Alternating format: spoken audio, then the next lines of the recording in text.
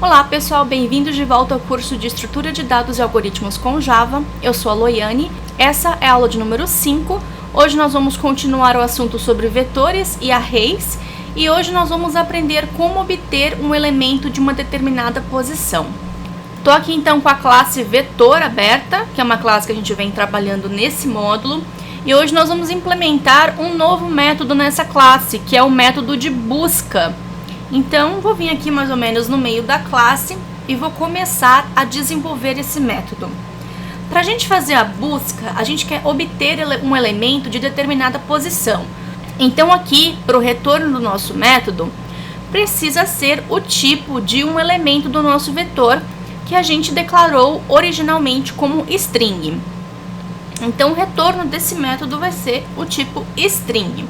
Eu vou chamar esse método de busca e eu vou passar para esse método como parâmetro uma determinada posição que eu quero obter do vetor. Então, por exemplo, se o usuário passar a posição 0 para esse método, eu quero retornar então o elemento que está dentro do índice 0.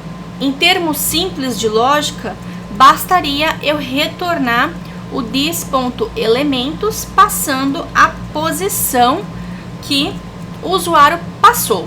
Então vamos testar, a gente ainda vai mudar esse método porque vocês vão ver que vai dar um erro, mas só para nível de teste nosso aqui, vou criar aqui uma aula 05 com public static void main dentro do pacote de testes.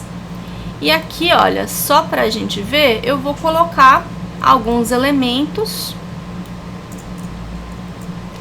e eu vou pedir para imprimir, por exemplo, o vetor.busca. A gente não sabe o que o usuário vai colocar, né? Então aqui o usuário pode colocar qualquer coisa, porque ele o método recebe o número. Então pode ser qualquer número. Então, por exemplo, aqui as posições que realmente existem no nosso vetor é a posição 0, a posição 1 e a posição 2. Se eu passar aqui, por exemplo, a posição 3, aqui vai imprimir nulo. Ou se eu passar, por exemplo, a posição 15, a posição 15 ela nem existe no vetor. Então aqui a gente vai ter uma exception dizendo que essa posição não pode ser acessada. Então aqui no nosso método de busca, a gente precisa fazer um tratamento um pouco melhor para garantir que na hora do usuário utilizar não vai dar uma exceção. A gente só quer liberar uma exceção quando realmente for preciso. As posições que existem dentro desse vetor que tem elementos é que a posição precisa ser maior ou igual a 0, né? Já que o nosso índice começa a partir do 0. E a posição, ela também tem que ser menor que o tamanho.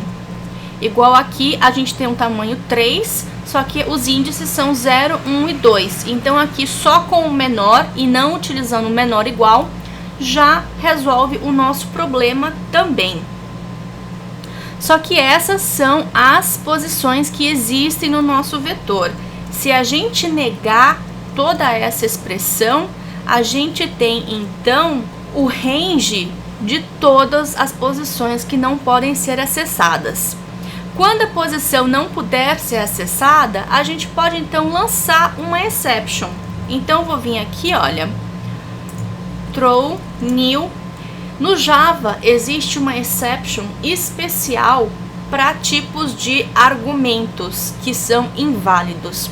Essa exception se chama Illegal Argument Exception, que é essa aqui, ó, Illegal Argument Exception. Illegal, que é essa daqui. Então, a gente vai utilizar essa exception para poder disparar uma exception customizada nossa aqui. Então, a posição inválida. Se a posição não for inválida, se cair dentro de uma posição que existe no nosso vetor, a gente retorna o elemento desejado.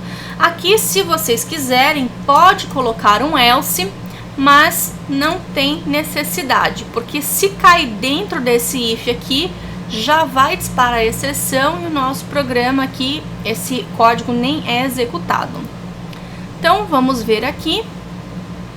Tá vendo? Aqui na linha 15 passou uma busca inválida, então lançou uma exception.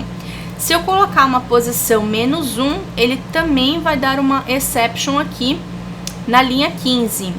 Ou eu posso, por exemplo, passar a posição 0, que vai estar ok. A posição 1 também vai estar ok. A posição 2 também vai estar ok. Já na posição 3, já vai dar uma posição inválida no nosso código.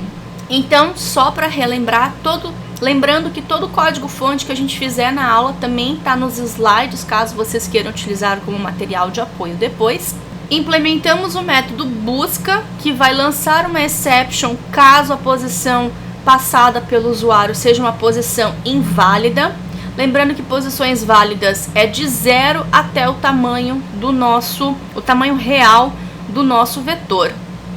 A gente pode fazer o teste e caso seja passada uma posição inválida, a gente tem aí um Illegal Argument Exception sendo lançado pelo nosso programa. Então, na aula de hoje, a gente viu como obter um elemento de uma determinada posição. Na próxima aula, a gente vai aprender como verificar se o elemento existe no vetor. A gente vai sobrescrever o método busca, porém, a lógica que a gente vai colocar dentro desse método busca vai ser um pouquinho diferente. Lembrando que todo o material de apoio vocês podem encontrar no portal de treinamentos. E é isso, pessoal, espero que vocês tenham curtido mais uma aula, eu vou ficar esperando pelo feedback de vocês e, por favor, não esqueça de dar um joinha aqui no YouTube para poder ajudar com a divulgação do curso. Até a próxima!